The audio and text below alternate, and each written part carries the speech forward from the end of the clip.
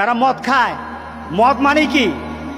যারা নেশার সাথে যারা জড়িত, সে যত বড় কিছু হোক, যত মর্যাদার হোক, আপনি নেশার সাথে জড়িত, আপনি নেশা খান, নেশা বিক্রি করেন, নেশার সাথে কোনোভাবে জড়িত, আপনার জন্য আল্লাহ রাসূল বলতেছেন জান্নাতের দরজা তোমার জন্য বন্ধ।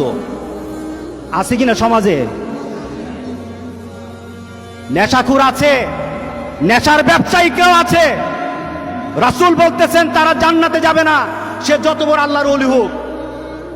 এরপর রাসূল সাল্লাল্লাহু আলাইহি সাল্লাম বলতেছেন আলাক,